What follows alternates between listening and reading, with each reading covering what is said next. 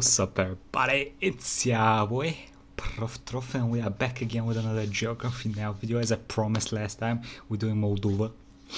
Next probably gonna be Russia or some other shit. I don't fucking know, you know. Anyway, what I noticed about Moldova when I was doing this, when I yoinked the flag to put as background to this video, y'all have a pretty cool pigeon on the flag, so that's pretty cool. Hey, I'm joking. It's not a pigeon. It's a duck, I think. Hey everybody, so once again, just like the last episode, I was stupid and I booked the wrong day at the YouTube space, so this episode was filmed in my house. The audio quality is not going to be as good, the black backdrop is totally visible, but hey, we got It's okay, buddy. Most of my fans are already accustomed to shitty audio some quality. good information in this episode. Oh, and you can get one of these shirts, The Blood of Those Who Fight for the Freedom, geographynow.com. Anyway, enjoy the episode. Imagine a person who speaks Russian, is Orthodox, eats borscht, and lives in a state that is slowly trying to introduce market enterprise in a partial state-run system. Chances are, you're Russian, right? Nope, Latin. At least in Moldova. It's time to learn geography now! Hey everyone, I'm your host Barbs. If you don't include microstates, Barbs. Moldova is the European country with the least amount of visitors. And even then, Monaco, a microstate, can Really? have 3 times more visitors. This episode How come? is going to be very fun because if you know me, I love diving into the obscure, underrepresented regions of the planet that need publicity boosts. So be honored because today you're about to enter the Bob Saget of Europe.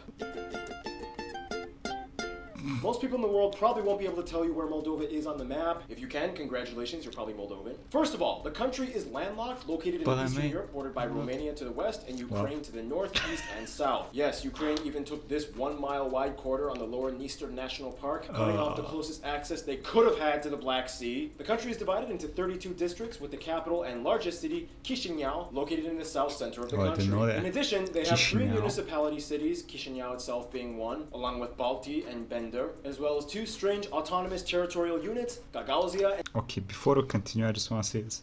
My life goal at the moment, well, not really life goal, but in the next 8 to 10 years, I kind of want to have enough cash to be able to go around Europe and, check out most countries. Chisinau itself being one. Moldova is along probably going to be an easy country for me to visit, though, because I'm pretty close. with Fuck, so- Balti and Bender, Huh. as well as 2 strange autonomous territorial units, Gagauzia and Transnistria. We'll talk more about these later. The country has only 1 main international airport, Chisinau International. Otherwise, smaller uncertified or partially certified airports can be found in places like Balti What the fuck is an uncertified airport? and Markulești. Now, after Chisinau, if you consider Transnistria part of Moldova, then the city of Tiraspol, their capital, would be the 2nd largest one. Otherwise, Balti would be next. And speaking of which, let's just get it over with. What exactly are those 2 strange autonomous guys, Transnistria and Gagauzia? Well, in the simplest way I can put it, both of these places are a little more Russian influenced than the rest of Moldova, as if Moldova wasn't already Russian influenced enough to begin with, but we'll talk about that later. Gagauzia is kind of like a more truly autonomous state in the fact that the people are culturally distinct with a Turkic Orthodox Christian background. They speak their own language, Gagauz. It's split into 4 separate enclaves made up of these localities that have over 50% Gagauz populations, including this small 2-mile-wide plot of farmland next to Karbalia. Even though they politically Yo, how did they decide to yoink exactly that territory? I mean, they could have went like this and make it, the borders are kind of cool looking. They just want yoink shit here. A little bit of here, a little bit here, a little bit here. wide plot of farmland next to It's fucked Karbalia. up. Even though they politically disagree with Moldova, as in they've threatened that if Moldova tries to join the EU, they would opt out for independence and side with Russia. Regardless, they are actually pretty chill. You Good can luck visit with and that. easily take pictures, see if you can get to one of those welcome to Gagauzia signs on the road. Transnistria, on the other hand, is a little more tricky. They actually have declared independence in 1992, which has led to military conflict in the 90s. After a ceasefire was established, they set up rules, but today it lies in a frozen conflict zone status. Oh. Today they have their own government, military, police, postal system, currency, vehicle registration. You even have to show your passport before crossing the border. And with about a third of the population being Russian, it's no surprise that they side with Russia and have Russian peacekeepers to maintain the border security. Yeah, I know, insert your opinion in the comments below. You can find lots of Soviet-style symbols in their streets. In fact, they're the only state in the world that still uses the former USSR hammer and sickle in their flag. Whoa, we started that and even we don't have that anymore. Yeah, I'm just such a fan of your early No. Some notable spots of interest might include places like the Stephen the Great statue, he's like the hero of the nation, the sites of Old Orhe, the fortress of Soroka, Manu Peli's castle, the Ark of Triumph and Cathedral of Moldova, so many monasteries like these, the National Museum of History of Moldova, the National Museum of Ethnography, the State Circus in Chisinau, the Little Prince statue, the Jewish cemetery, Gypsy Hill, and probably the most iconic landmark. Y'all have a Gypsy Hill. By the way, we have a town in Bulgaria that's like, it has a shit ton of these wait, where is it? These statues and shit, some bridges and stuff like that. It's pretty cool. So many monasteries like these, the National Museum of History of Moldova, the National Museum of Ethnography like these. Is this the Roman thing with the bitch and that's getting suckled by the two dudes that make Rome? I think that was like that. There's some symbolism behind that. Someone let me know if that's what it is. The Museum of History of Moldova, the National Museum of Ethnography, the State Circus in Chisinau, the Little Prince statue, the Jewish cemetery, Gypsy Hill, and probably the most iconic landmark, the underground wine city of Mănăstinici, the Guinness World Record largest wine collection in the world with over 120 kilometers of tunnels and corridors. Yeah, they love wine. Let's talk more about resources and such in... Now, if you don't know anything about Moldova's land, one thing you definitely should know is wine. Most houses in the countryside and even some of the cities have wine cellars. It's kind of like what saunas are to Finland. Great analogy. Yeah, I get it. First of all, Moldova's land is mostly situated between the two longest rivers of the country, the Prut, which makes up the entire western border with Romania, and the Dniester with Ukraine. But then with Transnistria, a series of arbitrary lines through flat farm fields goes past the river, hence where the name Transnistria comes from, across the Dniester. The country is made up of small, short, forested hills, cut by numerous creeks and rivers, the tallest point being only 430 meters high, Balanești Hill, and all of which are part of the Moldovan Plateau, which extends into the larger Carpathian mountain chain. The largest natural lakes would be either the Manta and the Beliu, located right on the border with Romania. And right at the very southernmost tip of Moldova, they have a small 200-meter coast with the Danube, and their only shipping port with access at Giurgiulești, which is essentially the only indirect point of access they have to the Black Sea, which is kind of important. Whew! Alright, animation is done, so you know what that means. This is time for my triple shot of espresso break. Noah takes over as co-host in this segment, so I don't end up losing my voice before this episode is over. Brother man, I think you have a problem. Don't care, take it away. But half of the country is arable, and chances are no matter where you travel, you will find a vineyard. As mentioned before, Moldova takes wine very seriously. And for a nation as small as they are on the world stage, it's amazing they've ranked 12th in wine production. They even have a holiday to celebrate it. Their lush landscape is home to various animal species like brown bears, European hares, minxes, great egrets, white storks, and the national animal, the oryx. You can even find it on their coat of arms. Just north of the capital, you can find one of the largest gypsum caves in the world, the Emil Rakovita, containing underground lakes. Food-wise,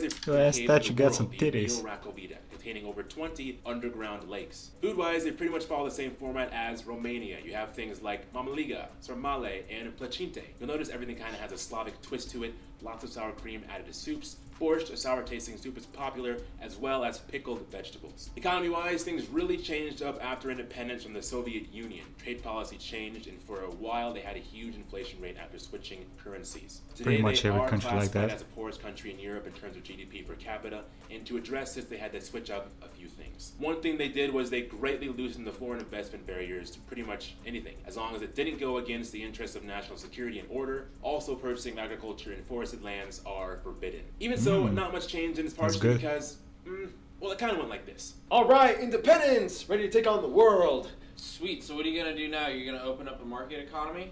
Yes! Technically! I mean, I'm still gonna kind of heavily regulate wages and prices and add a few legal restrictions. But yes, privatization and whatnot. Oh, okay. In that case, when are you going to announce this globally? And we'll get to that later. First, I need some wine. Yep, Moldova kind of lacks the PR department for now. Otherwise, there is a slow but steady overall growth, but it's always kind of hindered by domestic problems. Seems like a great time to discuss more of that in... Thank you, Noah. Follow him on Instagram. Now, it really does kind of seem like in order to understand Moldova, you kind of have to understand Romania first because it's so important. But alas, these videos are done alphabetically, so sorry. Ugh, I should have named myself Lomania. Someone said Lomé? Getting off topic. Anyway, including the disputed autonomous regions of sorry. Gagauzia and Transnistria, Moldova has about 3.3 million people and has seen a decline since the peak at 3.7 in 1992. The country is made up of about 3/4 that identify as Moldovan and 7% Romanian, but in all honesty, they're pretty much the same people. After that, there is a noticeable Ukrainian minority at about 6.6%, Gagauz at about 4.6%, and the rest are mostly Russians, Bulgarians, Romani, and other groups. They use the Moldovan leu as their currency, they use the Type-C plug outlet, and they drive on the right side of the road. Now, what exactly Just like is a every Moldovan? civilized Well, in person. the shortest, simplest way I can put it, unless you talk to one of the incredibly nationalistic ones that will start a debate, they're basically Romanians. They speak pretty much the exact same language, except the Moldovan might use a few Russian slang words here and there, but essentially they're Slang. pretty much just speaking the same thing. Suka For those who blat. don't know, the Romanian language is actually a Latin-based Romance language related to French, Italian, and Spanish. It is the easternmost Romance language in Europe. I've heard stories from Latin Americans and Romanians meeting each other, and they're kind of like, I kind of understand a bit of what you're saying. Where they differ, though, would be politics and history. This is kind of what separated them. Very similar to what happened to the Koreas. Remember those episodes? My mom was in one of them. Essentially, even though they were part of the Warsaw Pact, Romania never became a Soviet republic, whereas Moldova did. And then they kind of became somewhat Russified. I just want Never y'all to- became a Soviet republic. One of them. Essentially. So like a certain country here is a little bit reddish. Yeah. Even though they were part of the Warsaw Pact, Romania never became a Soviet republic, whereas Moldova did. And then they kind of became somewhat Russified. Eventually, Romania leaned more towards capitalistic interests and eventually joined the EU. Moldova never did. So basically, what you have are two siblings that were brought up in different schools and taught very different lessons from two drastically different faculties. Today, most Moldovans are bilingual with Russian, and you can still see hints of the Soviet past and influence, but like it's 50 times stronger in Transnistria. They are like turbo Russia fans. One way you can see the influence, for example, would be the fact that over 90% of the nation, to varying degrees of devotion, Orthodox. identify as being part of the Orthodox Church. Nonetheless, they've still held on pretty well to their roots. They have a plethora of traditional Moldovan folk arts and music, ancient That's ballads like these. They have a holiday in July where everyone just kind of puts on a culture show. Moldovan ceramics and weaving culture has always been a trademark of the country's identity. Keep in mind, they also have a noticeable Gypsy or Roma community, especially in the town of Soroka. They even have a king of gypsies. This guy, he acts more of like a communal facilitator rather than an actual ruler. It's interesting though, because no matter how hard the Slavic culture has tried to permeate through their populace, they just could not let go of their passionate Latin roots. Moldovans have always kind of had like a little bit of a humorous side. They don't mope around and let life or struggle get to them. They love it when anybody notices them, and when they do, they don't hesitate to put on a show, especially when it comes to Eurovision.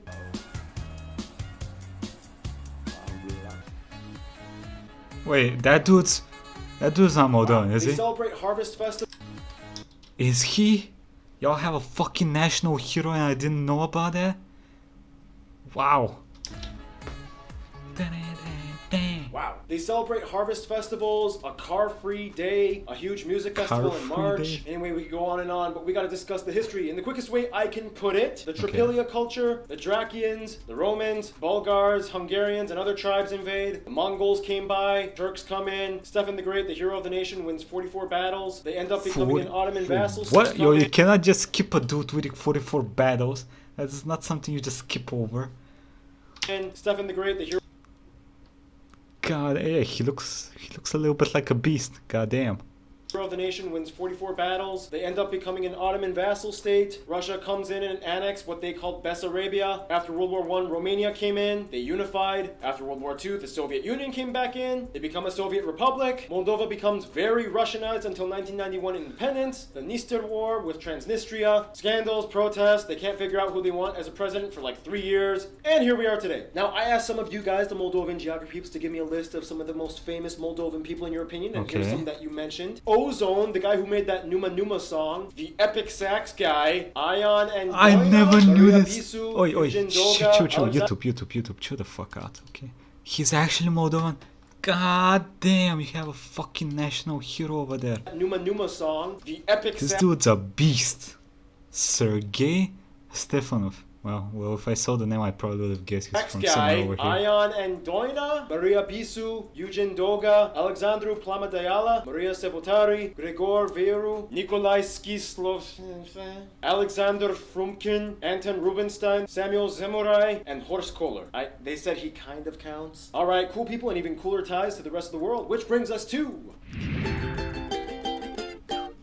Friends Yeah, are- as Europe's most obscure nation, Moldova has always kind of wanted to break out and show the world what they're made of. First of all, they get along with many of the other former Soviet states, especially the Caucasus ones like Armenia, Azerbaijan, and Georgia. Although business isn't that strong between them, they still love to share stories whenever they visit each other. Ukraine is Remember? probably the closest one though, as they are a major trade and import partner. Many Ukrainians live in Moldova, and they've been key players in their history. Now, since independence, Moldova has always kind of been in between a tug-of-war match between Russia and the EU. Recently, Moldova has expressed a great desire to join the EU and follow the footsteps of their brothers Romania, and preference has been waning towards their former empire rulers, except in Transnistria and Gagauzia. And whenever Moldova becomes a little too European, Russia tugs harder at these two areas, which kind of keeps Moldova in a slight limbo state diplomatically. In terms of their best friends, though, almost every single Moldovan I talked to has said the same country, Romania. It's not even a friendship, it's literally a family. These two countries understand each other better than anyone else, and despite the small differences, they are one blood. Many people have family in each country, they share the same language, stories, food, and weird Eastern Latino culture. In conclusion, Moldova is like a heavily Slavic-influenced Orthodox Latino nation with two strange breakaway children, but when it gets a little too much for them to handle, they just sit down and sip the wine. Stay tuned, Monaco is coming up next. Monaco. Okay, well, we found out a lot about Moldova. So, bruh, you got any shit to say here, okay, buddy? Huh? Anyway, I'll leave you with this. This was Geography Now, Moldova. Okay, fuck it. I'm not certain I want to do Russia next. Let's vote. Top comment. Top country comment. Maybe Finland. I saw we have a couple of Finnish people. So, I don't know. Maybe Germany. Who knows? Put the country, vote for it, and I'll do like the top comment. Anyway, have a nice day. Like, comment, subscribe. Bye-bye.